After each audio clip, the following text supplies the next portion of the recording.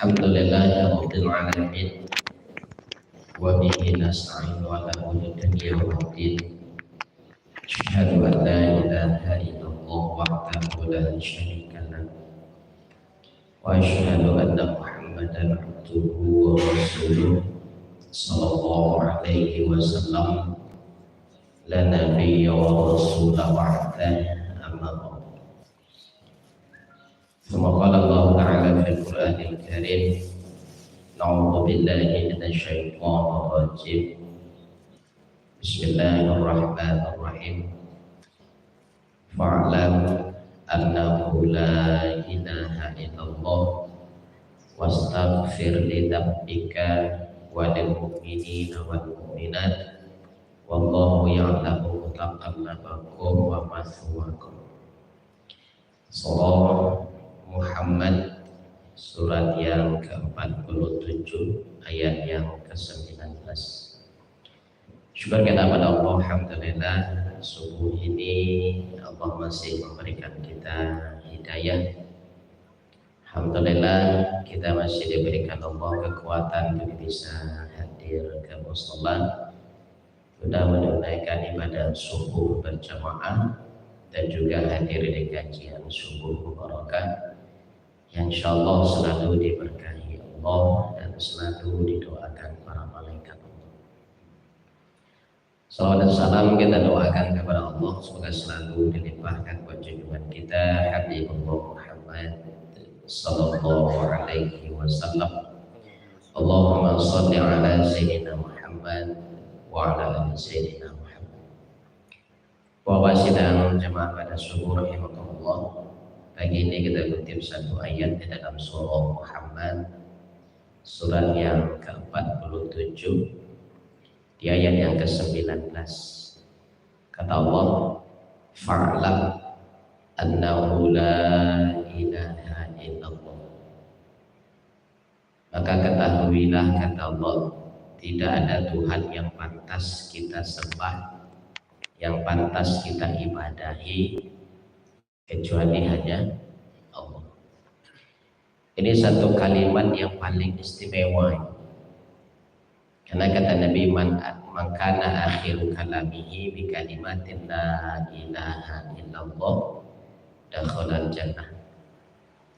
Siapapun yang mampu mengucapkan kalimat la ilaha illallah itu di penghujung kehidupannya, sabalun ruh terpisah dari jasad, sebelum ruh dikeluarkan dari jasad, kita mampu mengucapkan la ilaha illallah, maka jaminan dari Allah itu adalah surga.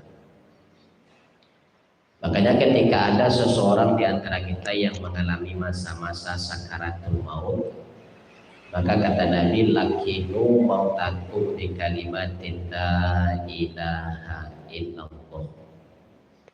Maka talkinkanlah kalimat la ilaha illallah itu kataling orang yang kamanika. Jadi kalimat itu yang diminta terakhir kali untuk kita ucapkan. Itu makanya nanti apa? Di masa-masa kita sakarat nanti atau di masa-masa kita lah mulai sakit. Nah, ahli kok kita pasan-pasanan ke anak-anak kita. So kalau tidak sadarkan diri amak lain atau apa lain aja tinggal-tinggalan kami. Kalau bisa dakik kami tarawih dan talkinkan la ilaha illallah, kalau mulai keadaan kami lah payah. Pasanan karena itu. Karena itu kalimat terakhir yang akan menyelamatkan kita nanti di akhirat, itu kalimat itu. Karena kata Rasulullah, di saat-saat orang sakaratul maut ada dua yang akan dicabut dari orang itu. Dari orang yang sakarat itu dua dan akan dicabut kejadian. Pertama, ruhnya. Dan itu dilakukan oleh malaikat. Yang kedua yang akan dicabut dari yang sakarat itu adalah imannya. Dan ini akan dilakukan oleh iblis atau syaitan. Itu akan dilakukan. Makanya kata Rasulullah, orang-orang yang paling merugi nantinya di saat ruhnya dicabut malaikat, saat itu lo imannya dicabut dari iblis atau setan. Makanya awak ketika menghadapi orang-orang yang sekarat itu yang perlu awak ingatkan itu zikir tadi.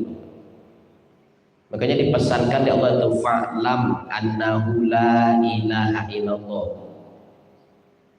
Itu kalimat yang terakhir yang diminta.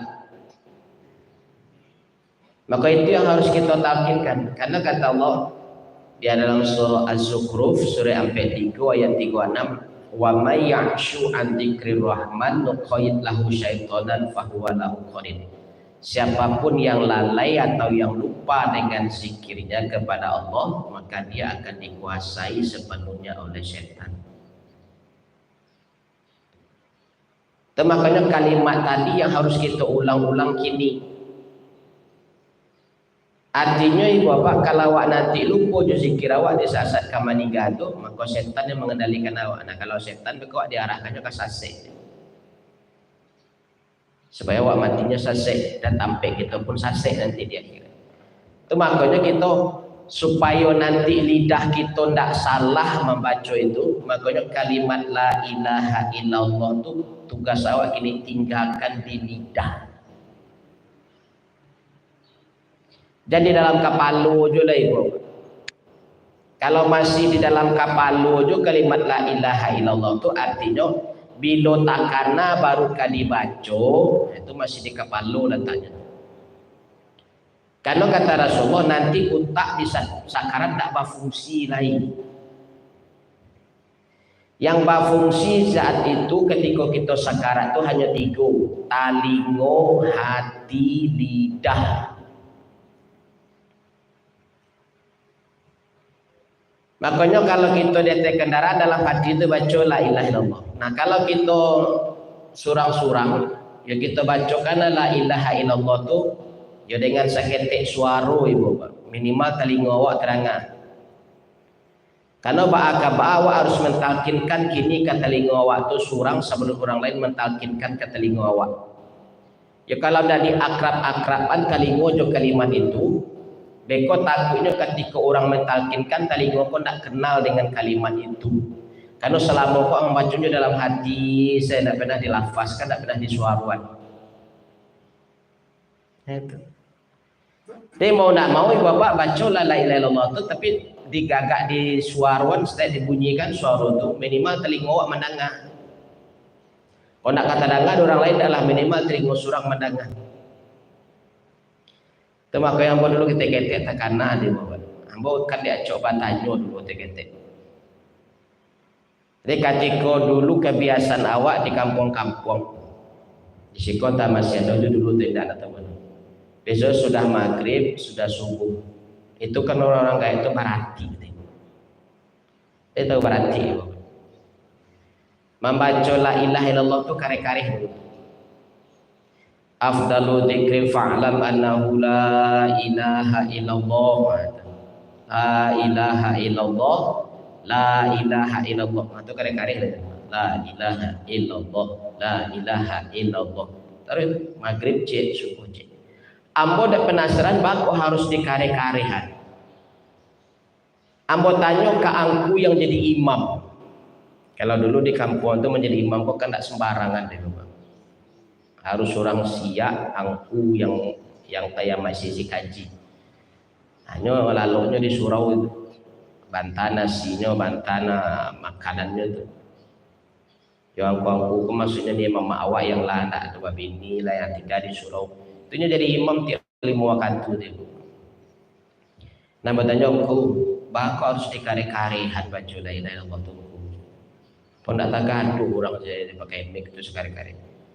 Aja wenya itu untuk telinga awak surangnya nanti. Kalau ndak awak ingat-ingat ke telinga surang, kalau ndak awak mentalkinkan ke telinga surang sia lain. Oh tunggu orang lain mentalkinkan, hanya tunggu awak sakarat dulu. Asa balun sakarat itu siang kabar bertanggung jawab mentalkinkan ke telinga awak kalau ndak awak surang. Di kadang orang-orang di rumah tuh subuh jam maghribnya pasti ada orang di rumah tuh. Maghrib itu nyolah pulang ke raja cuma tidak sempat ke surau. subuh tu nyolah jago tapi tak sempat ke surau. Nah kalau diingi-ingi aja sampai duduk-duduknya di rumah, kok makan malamnya sudah maghrib, kok mau ngopinya sudah subuh tu. Ketika duduk-duduk tu di kanan jo jomi kok kare-kare lain-lain kok terang aja di telinganya tu. Nanti kok sakaratnya telinganya lah tak biasa mendengar itu.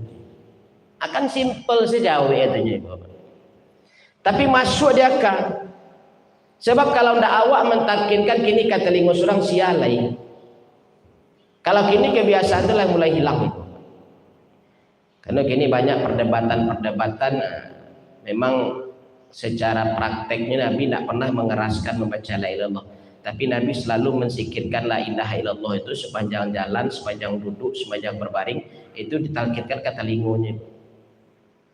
Itu kan masalah teknis, masalah praktek ya terserah. Tapi kan dalilnya pada itu.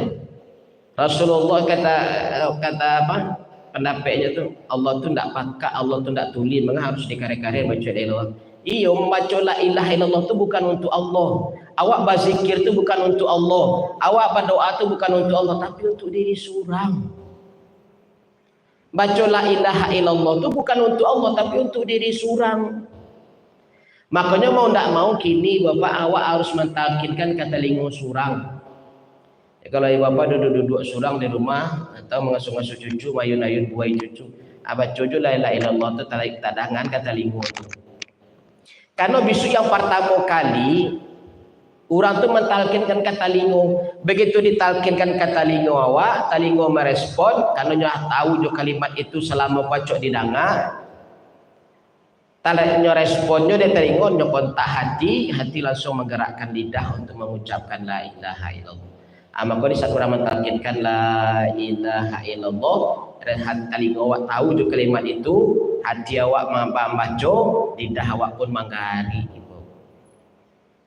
Dan maka kata Allah itu fa'lam annahu la ilaha illallah itu kan telinga surang ini sabalun orang lain mentalkinkan kata telinga awak.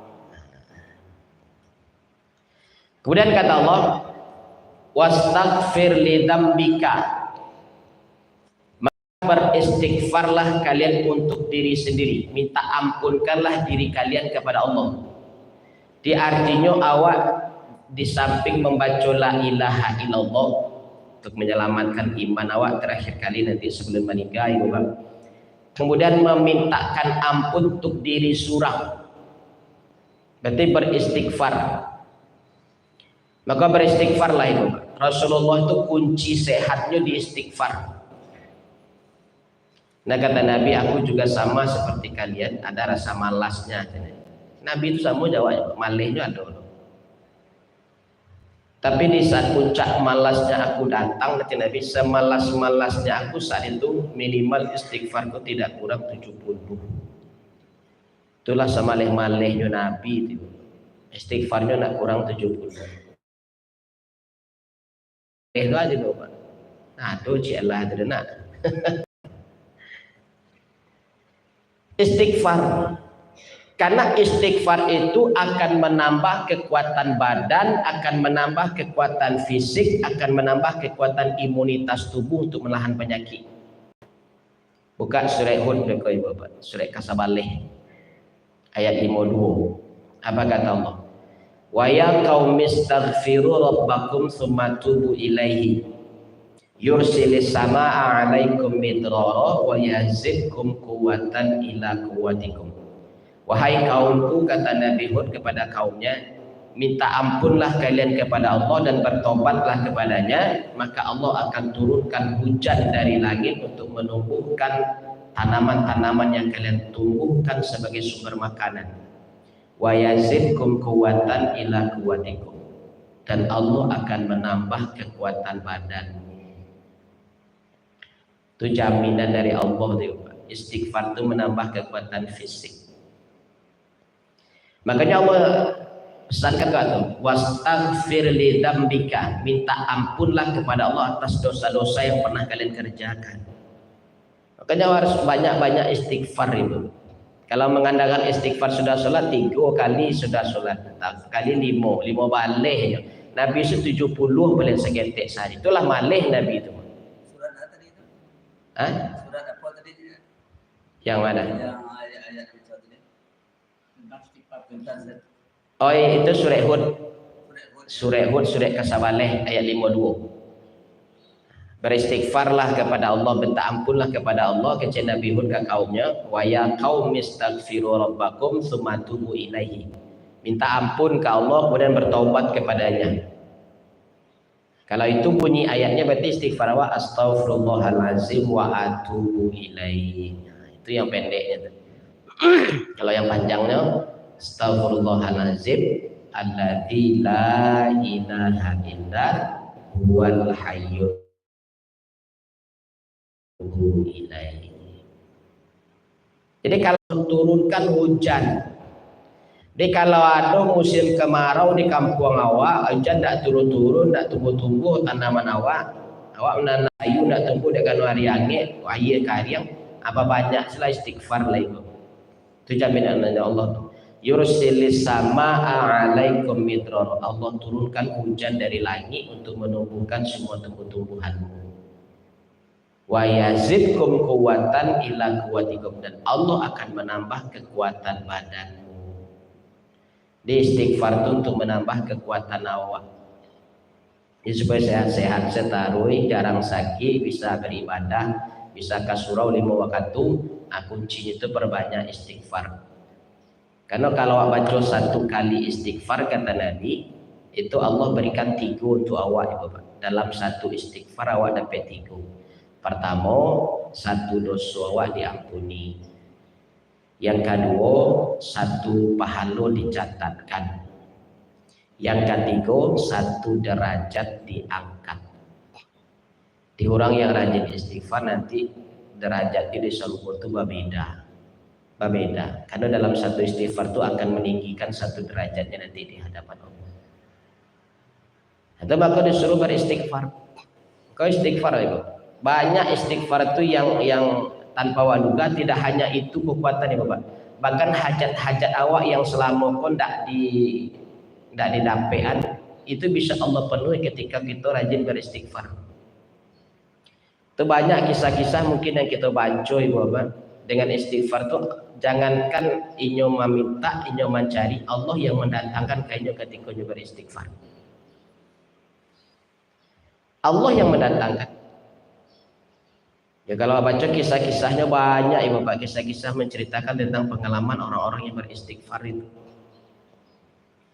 Termasuk ambo sendiri Bapak mencubolo selama 2 tahun itu. 2 tahun baru Allah kabulkan.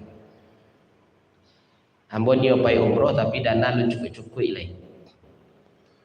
Istighfar selama 2 tahun. Ada ke pangana ada Bapak untuk kapai umroh, tapi niat pai umroh itu memang ada. Cuma ada pengenalan dalam waktu dakik kok kapai umroh gitu. Tapi karena rajin-rajin istighfar, datang orang menawarkan, orang punya travel, Ustaz, kamu hendak membawa jamaah bawa pergi umroh. Dia mohon maaf ya Pak, aku belum pernah pergi umroh lah. Ayolah aja.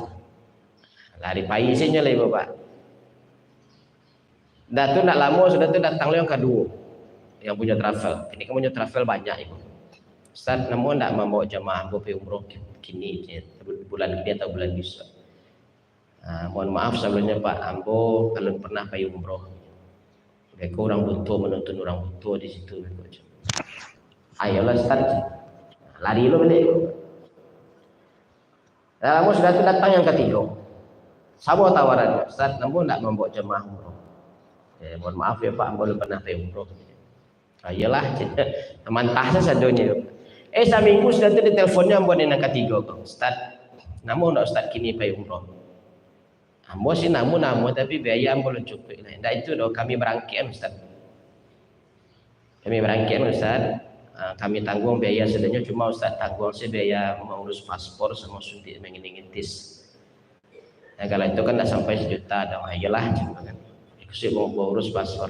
Begitu dapat paspor, ambo agihan ke travel itu disuruh suntik mengintis. Ambo bawa ke situ, kita berangkat. Begitulah paham tentang apa yang dilakukan selama umroh itu. Besoknya ada seorang tak tolong deh, Ustaz, tolong cek bawa jemaah umroh. Dia walau siapkan. Sampai jumpa kali jadi umroh ibu. Itu kan kita tak tahu tuh. Jadi segala sesuatu yang kita yakini dengan beristighfar itu di samping dosa awak diampuni Allah. Ketika dosa itu lah tidak ada, apapun hajat kita capek dikabulkan Allah. Bahkan yang taniat di hati pun diberikan oleh Allah. Taniat itu baru di hati Allah kabulkan itu. Kalau dosa-dosa awak itu memanglah habis dengan istighfar, maka perbanyak sih istighfar itu. Hajat-hajat yang kita tidak pernah dapat dulu itu juga lah dengan istighfar. Tapi jangan berharap sehari 2 hari istighfar itu kan dikabulkan langsung lu tahu lah gitu. Lah sambulan lah istighfar ya dapat aja.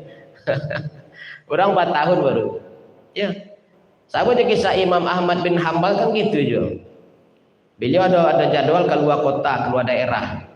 Begitu sampai di situ pulang hilang syakanya Bapak. Nak tentu pengananya hari itu dong. Jalan pulang punya nak tahu dong gitu. Hanya numpang menginap di surau itu, di masjid itu. Baru karabah baru nyimbaunya di marbotnya, Pak, nak boleh lalu dalam surau dulu Pak. Ada larangan tu nak boleh lalu surau.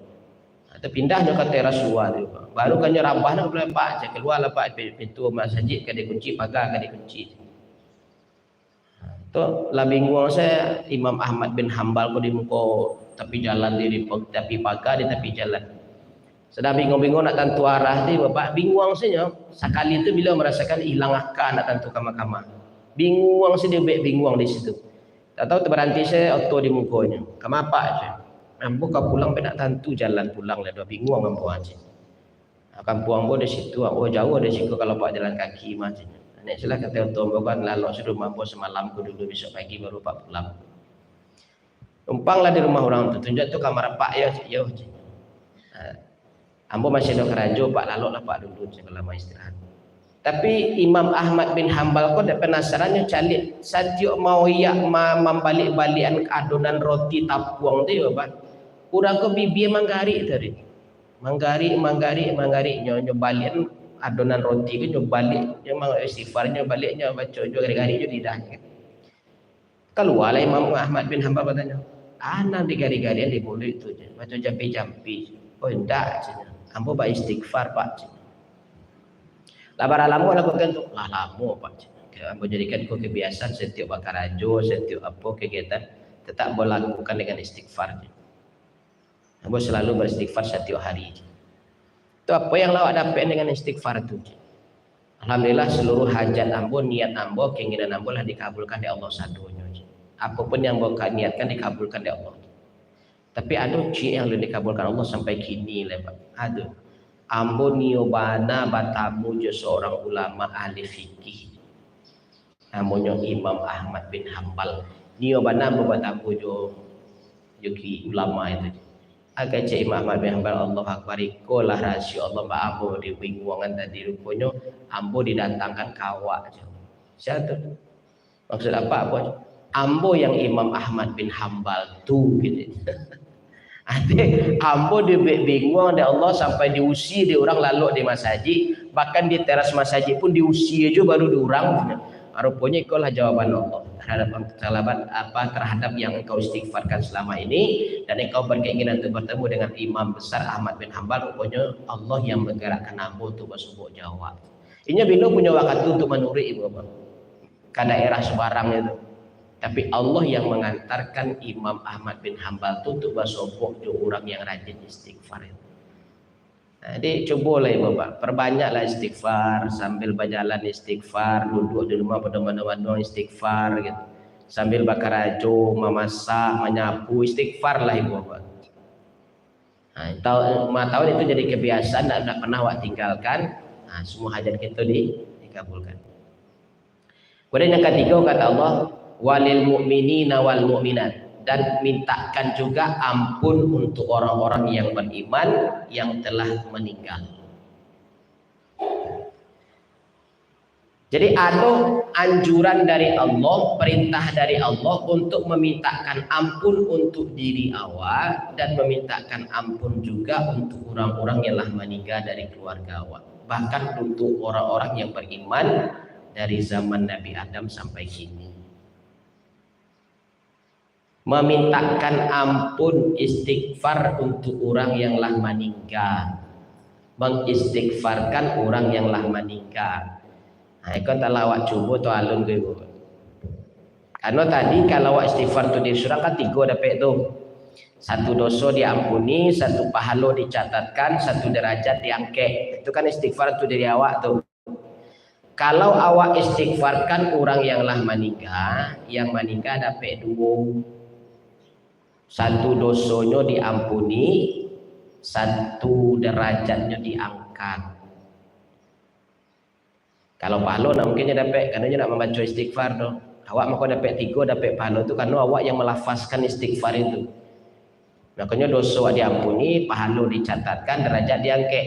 Tapi untuk orang meninggal, pahala tak dapatnya dah. Karena awak yang mengistighfarkannya, pahalanya dapat di awak. Cuma dosanya diampuni, derajatnya diangkat. Karena dalam satu hadis Rasulullah mengatakan seseorang yang meninggal dimasukkan ke barzah. Barzah waktu kan 2 nantinya Bapak. Dalam surah Al-Mutaffifin Allah jelaskan, bagi orang yang bertakwa itu barzahnya disebut Allah dengan Eliyin, taman surga. Bagi orang yang fujur, yang berbuat maksiat dan tidak sempat bertaubat sampai matinya, maka tampaknya di barzah itu disebut dengan sijil, liangnya neraka. Akara Jawa selama di barzah itu Bapak, yang di taman surga mencari surga tapi belum boleh masuk surga. Pagi di calian bantu surga, gambaran surga dan orang-orang yang tinggal di surga. Sore di calian balik sekali lagi. Ataukah itu tu setiap hari itu menunggu hari kiamat. Kalau orang yang disijin di liangnya neraka, hawa neraka itu tarasu. Hawa neraka itu tarasu. Kemudian kata Allah di dalam surat Ghafir surah 40 ayat 6, an-naru yu'raduna 'alaiha ghuduwwan wa 'ashiyya. Neraka dicalian kainyo setiap pagi jo patang.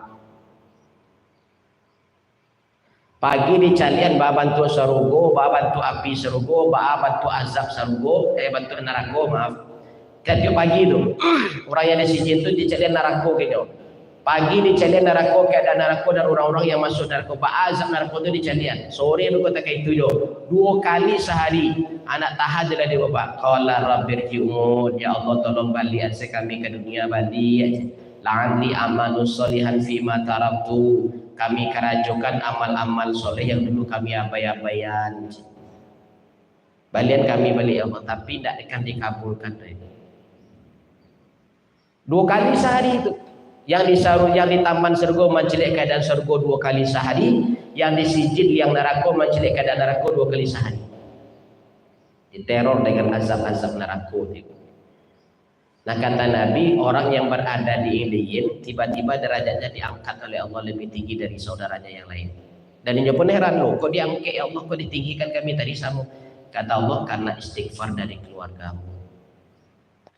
Yang disijin dihentikan segala sesuatunya tentang neraka itu, yang tadi diperlihatkan pagi sore dihentikan oleh Allah, diistirahatkan oleh Allah. Ini pun bertanya, kok dihentikan ya Allah, kami kan orang-orang yang berdosa.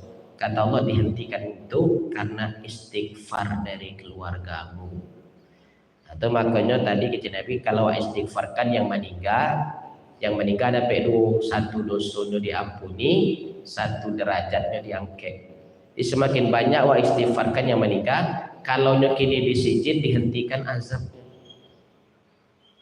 Nah, cuma pertanyaannya, lain pernah awak istighfarkan orang yang lah meninggal kok? Itu jadi pertanyaan. Karena lafaz istighfar orang yang meninggal jo awak pribadi beda ibu apa? Yang awak apa tadi kalimatnya? Astagfirullahalazim. Nah, kalau untuk orang meninggal itu yang diajar Nabi kalimat pertama di takbir ketiga sholat jenazah. Allahumma gfir lahu atau Allahumma gfir laha. Itu kan kalimat istighfar, ya Allah ampunilah dosanya. Itu kan kalimat istighfar. Cuma sayangnya ibu bapak itu baca ketika menyolatkan jenazah. Begitu jenazah kalau dikubur ada ulang-ulang balik. Orang kaya awak meninggal disolatkan dewa Allah maghfir lahu. Kalau ibu awak meninggal Allah maghfir laha. Begitulah masuk kubur itu diulang-ulang balik kalimat untuknya mereka. Itu yang kalimat istighfar untuk orang meninggal tuh. Itu yang harus bacaan untuk yang meninggal supaya kalau punya kini di taman surga diangkat derajatnya lebih tinggi. Kalau pun di dalam kubur itu menghadapi azab kubur, dicalian neraka, dibebaskan dari itu dulu. Kenapa? Karena istighfar dari awak yang masih hidup kok. Kau istighfarkan lah Bapak. Ketika meninggal saya disolatkan, saya dibaca. Sudah tu mapadian saya lah dibaca-baca lah itu. Itu Allah maghfir lahu itunya tuh. Nah, kalau kadang-kadang yang wak istighfarkan itu banyak. Misalnya dua orang tua lah meninggal. Dua min tua lah meninggal lo. Mama awak ente awak lah meninggal lo. Adik kakak mungkin lah meninggal lo. Nah, supaya sadonya dapat syafaat dari istighfar awak tadi, awak tinggal ganti istilahnya. Untuk dia laki-laki, hak untuk dia perempuan. Nah, kalau mereka apa? Hum. Dia tinggal ganti sekali mana? Allahumma gfir lahum. Ya Allah ampunilah dosa mereka. Siapa mereka itu? Yang ada hubungan darah Jawa dan ada hubungan keluarga Jawa. Orang gaek, kakek nenek, abah amak itu kan hubungan darah tuh. Mintuo buang keluarga, besan hubungan keluarga. Jadi yang ada hubungan darah dape, yang ada hubungan keluarga pun dape. Jadi Bapak istighfar lah, astagfirullahalazim, Allahumma gfir lahum, kabungan selai. Saya kalau dipisah-pisah Bapak nak jadi itu dia Pak. Awak istighfar tu dari awal, astagfirullah, astagfirullah, astagfirullah. Baca 100 itu, 100 itu inyo beko coba. Anu sampai 100 itu lah lalu, itu lah tak kalau tu. Apalagi bacanya sampai duduk sih jadinya. Atau sambil golek lalu tu. Karena awakku kalau lah tua-tua tekai kungu Bapak, ala sanda sih punggung aku juga balu lalu tu. Sedang duduk sih bisa aja lalu. Apalagi kalau di rabahan. Nabi kejadikan tambah wo sudah masa tetelantang tak kalau. Jadi kalau bisa supaya wak kota kalau bana wak atau kota sasak pai awak diajak kawan atau diajak orang, awaklah siap ya. Makanya gini untuk awak pribadi saya, untuk awak pribadi gabungan sila istighfar tu. Astaghfirullahalazim, Allahumma gfir lahum. Nah, itu cie itu.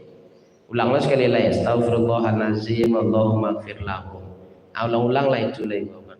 Awak istighfarkan diri awak, istighfarkan orang meninggal. Itu maka kejauh tadi wastaghfir li dzambika walil mu'minina wal mu'minat.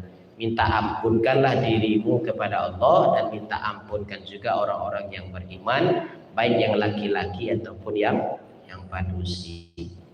Nah, itu nya Bapak. Jadi beristighfarlah, istighfarkan diri awak, istighfarkan orang yang telah meninggal. Itu bisa menolong orang yang meninggal itu. Karena itu perintah Allah dan Nabi sudah mengajarkan apa bentuk istighfar yang harus kita baca untuk orang-orang yang telah meninggal. Makanya mulai gini ibu apa bapasan awak ke anak laki-laki lagi. Oh awam bon ada anak laki-laki do Ustaz padusi sesadanya. Dah awak dong. Kalau dah ada anak laki-laki pasaran kadun sanak laki-laki. Yang kandung atau yang saya. Oh dah lah ada dosa lebih bayi, dosa lebih meninggal Ustaz. Akak cucu laki-laki. Anak apa dosi sadanya. Dosa anak dah lah ada do. Cucu dia laki-laki. Pasanan ke cucu laki-laki. Oh cucu padusi lo sadaya Ustaz. Minantu lah. Minantu kan pasti laki-laki itu. Itu jalan terakhir tuh minantu lah. Kalau anak padusi sadanya, terus anak padusi tak lo ada, cucu padusi lo, lah karena boleh ke minantu lah. Apa sanawak ke mereka yang laki-laki kok pertama kecen kenyo minta kenyo terutama untuk anak awak tu. Tolong besok kok meninggal kami. Kok ayah dulu, kok ama dulu, kok sialan dulu. Tolong awak dan jadi imam sholat jenazah kami. Orang-orangnya misalnya seorang, berdua, bertiga. Kalau bertiga berumbuk lah kalian bertiga, siapa akan menjadi imam sholat jenazah kami nanti. Oh awak tak pandai dapat suruhnya berajar balik. Perlu awak ajarnya ibu bapak. Kamari kalian sekali seminggu dan ajan baca salat jenazah kok ya. Dan ajan kalian kirakan salat jenazah jadi imam salat jenazah ya. Penting kalian yang jadi imam salat jenazah kami nanti ya. Suruhnya sekali seminggu. Hari Minggu kan liburnya tuh Pak. Suruh saya minggu tuh ajannya balik. Karena kece Nabi itu orang yang punya anak laki-laki meninggal, anak laki-lakinya nak nabuh jadi imam salat jenazahnya, orang gaib itu masuk kubur lah jadi yatim piatu tu. Dak yang tinggal ke di yatim piatu dok inyo yang kamu masuk kubur yatim piatu. Atau bayanglah tu. Jadi imbau anak laki-laki itu. Kece kinyo tolong kalian yang jadi imam salat jenazah mo nanti. Yang pertama pasangan ini. Gak kareh nak ada yang bapak kuntu awak je nantinya. Yang kedua kecak kana tu tolong kalimat pertama di takbir ketiga itu ya. Ketika kalian jadi imam, tolong ulang sebanyak-banyaknya ya. Kau ayah meninggal Allahumma gfir lahu tu ulang sebanyak-banyaknya. Kau ibu yang meninggal Allahumma gfir laha tu ulang sebanyak-banyaknya. 10, 20, 50, 100 ulang. Tadi itu kan kalimat istighfar itu. Allahumma gfir lahu, nyangkek langsung dosa orang tuanya cik tu dia Allah. Dia ulang kat 100 kali berarti 100 itu dosa orang gaibnya diampuni dia Allah langsung saat itu ketika dia menyolatkan itu. Jadi ibu apa yang tabuju di dalam kerando bayi itu agak-agak sengeng selain dosa diangkek di situ masuk kubur aman lah. Kenapa dosa lah diangkek sampai masuk kubur?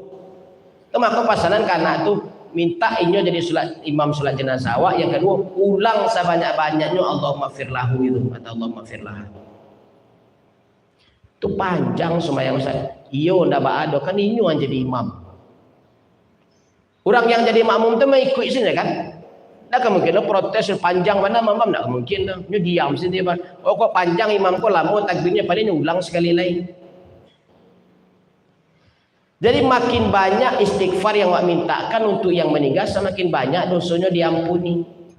Jadi Bapak perhatikan kalau pergi haji atau pergi umroh. Nah haji di umroh nak Bapak. Tak pernah kan? Di Masjidil Haram atau Masjid Nabawi itu setiap solat 5 waktu pasti ada solat jenazah. Pasti dan selalu itu tidak pernah tidak ada. Jarang yang tidaknya. Rata-rata tiap hari tiap waktu selalu ada solat jenazah setelah solat wajib. Sudah salam imam kanan kiri, hanya ingatkan di muazzin tu as-salatu 'alal amwat. Awak ke solat jenazah lain. Itu tagaklah awak lewat. Perhatikan ni Bapak. Takbir pertama pendek sekedar baca Al-Fatihah selesai. Takbir kedua pendek hanya sekedar baca selawat Nabi selesai. Takbir ketiga Bapak luar biasa panjangnya. Kau dapat awak menyolatkan jenazah tak kait dulu Bapak. Kau dapat takbir ketiga kau panjangan lah karena itu haknya jenazah. Agianlah haknya tu sebelum jadi kuburan. Inyo minta diampunkan mintaan. Minta dirahmati disayangi oleh Allah mintaan. Minta dimaafkan semua kesalahannya mintaan. Jadi intinya ibu apa? Bacaan salat jenazah takbir ketiga tu yang ampe pertama tu yang intinya. Allahumma gfir lahu warhamhu wa'afihi wa'fu anhu. Itu intinya. Ya Allah ampunilah dosanya, warhamhu, sayangilah inyo. Diminta tuh kalau Allah sayang tentu dah diazab toh. Wa'afi maafkan segala kesalahannya. Wa'fu anhu ampuni dan maafkan dari dosa dan kesalahannya. Ampe itu yang intinya.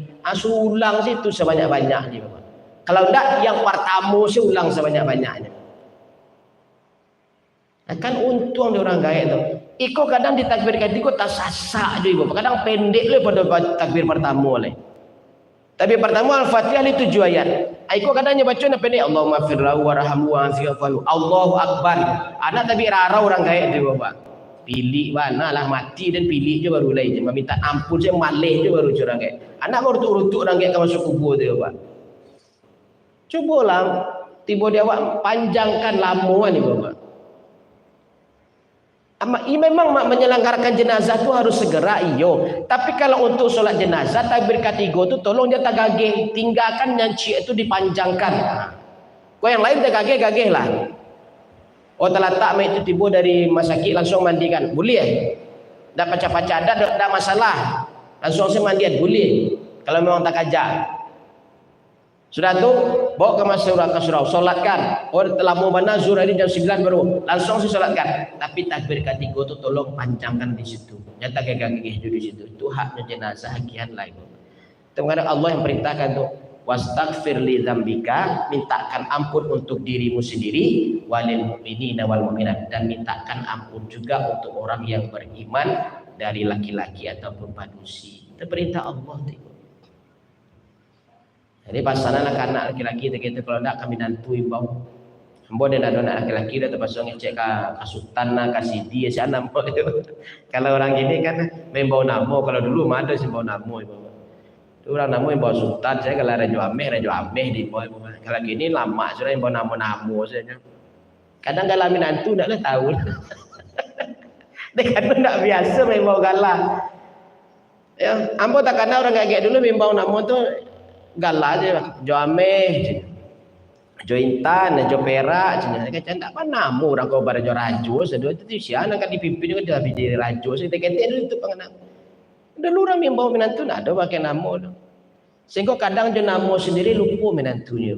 Begitu orang datang sosial nama menantu buat ia nak tak kanan dia buat. Nama tahunya Raja Sultan sini aja. Raja Ameh, Raja Intan itu sih nama tahunya. Nama dia tahu. Tak tahu dia tanya sih ke bini aja. Coba yang kali bapak. Tak itu mana orang dulu membawa ini kan ketek banamo. Kadang bagala. Kini ketek namo kadang namo seduanya buat ada yang bawa gala dia. Jadi gala kalau kena galaan selain. Ini kan gala ketika tegak gala jadi mimbar orang sudah tu nak kena mimbar orang tadi. Nah, ini makanya kadang awak lupa nanti itu kan. Nah, sehingga ya kalau orang dulu dia nama menantu nak tahu dah. Ambo tahu gala saja sultan, sidi. Nah, marah itu kalau orang Piaman kan itu dibantu. Kawak di situ Raja Ameh, Raja Intan, Raja Perak, Raja Bungsu, Raja Lenggang.